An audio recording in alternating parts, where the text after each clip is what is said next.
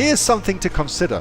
What you may not have considered, but is actually incredibly important. In a traditional retail environment, when you take a child shopping, they get to go and pick up the toy, play with the toy, and then they get to come and pester the parent to say, I want this, buy me this for Christmas, okay? They get to do that in a retail environment. And so, what retailers and the manufacturers of these toys very, very quickly figured out, of course, is if they can put their toy in front of the kid, they'll also make a lot of sales just based on the kid saying, Mummy, I want that for Christmas. So where have traditionally manufacturers put their adverts to target kids? What have they done with that? How have they done that traditionally? Not in the new media, traditionally, how have they done it? Kim, TV.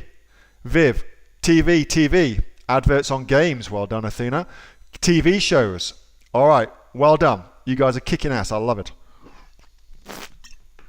TV shows. So if you watch any TV show in Australia aimed at kids, all of the adverts are for toys for the kid to then go and tell their parents they want to get that toy, all right? So here's something new that you may not have thought about, because where are kids nowadays consuming the most of their entertainment content? Whereabouts are they going for most of their entertainment content now? Where do they go for that? Because most kids are not watching TV anywhere near as much as they used to.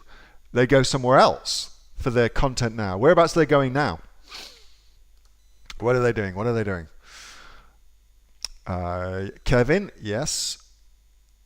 YouTube. That's right. YouTube and games.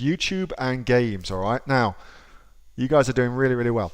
So, you may not be aware, but on YouTube, let's just pull up YouTube. Hopefully I'm not going to be massively embarrassed by what I pull up. Let's just check.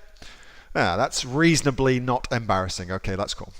So if I go to Cookie Swirl C, for instance, who is a genius marketer, my youngest daughter, consumes Cookie Swirl C videos at a rate which is just belies belief. She really does. And you can run an advert, an in-app advert. So you can put an advert right there for your product, your toy, in front of a child for cents, for just ludicrously little amounts of money. It is unbelievable. YouTube advertising for kids has not really caught on yet. I don't see many folks doing it at all. And yet, this is where content is being consumed. This is where kids' attention is. And this ought to be where you are if you're selling to kids. Because that is a brilliant platform that is vastly undervalued. We used to do TV ads all the time. TV ads are extremely expensive. But an advert on YouTube, you can buy them for pennies on the dollar. You truly can.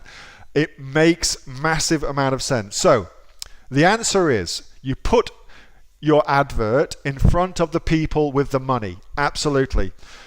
So Amazon, Google, Facebook, perfect places to run ads. But you also get your advert in front of the people who are going to consume the product, and that's your kids. And the way that you do that nowadays is places like YouTube. That's where you ought to also put your adverts. And of course, they're very, very different adverts aimed at very, very different people. I haven't really spoken about YouTube marketing very much. I do heaps of YouTube marketing. It is really, really good. It's something I should definitely cover in one of my inner circles. Derek says, my kids live on online games and YouTube. Yep, mine too. PS4 all the way. Games, absolutely. It's where it is. That's where their eyeballs are. And that also means, of course, that's where our adverts ought to be as well. We've got to follow the attention as it moves around. The way that we market doesn't necessarily change, but where we market has to constantly be updating, has to constantly change. That's where the savvy marketers get their advantages, by taking advantage of these new platforms to place their advertisements when it's super, super cheap before the rest of the world figures this shit out. Hey, thanks so much for watching that video, and I hope that you got some massive value from it. Before you go, do you live in Australia? If you do, this is for you. Would you like to learn how to sell things on Amazon here in Australia? Would you like to know what sells really, really well and what sells for the maximum amount of profit? Would you like to know where you can source those products from, whether that be in China or here in Australia, and how to source them so you pay bottom dollar and get maximum value for what you're doing? If you do, please subscribe to my channel and like this video, and you'll learn that and much, much more. It's the exact same information that people like Jeff from New South Wales I've used to make $45,000 a month on Amazon, that Sue, who's from the sunny coast, has used to purchase herself a brand spankly BMW every single year as a result of her e-commerce business, and the lovely Kate from Bowral in New South Wales has used to make $32,000 a year on, a month, not a year, a month on Amazon, and indeed Anthony, who makes $15,000 a month on Amazon, selling, as he puts it, odds and sods. If you'd like to learn the exact same information that they use to maximize their profits for their Amazon businesses, subscribe to this video, like my channel, post below if you want me to teach you something. Okay, I'm out of here. Speak to you soon. Bye. Subscribe. Do it now.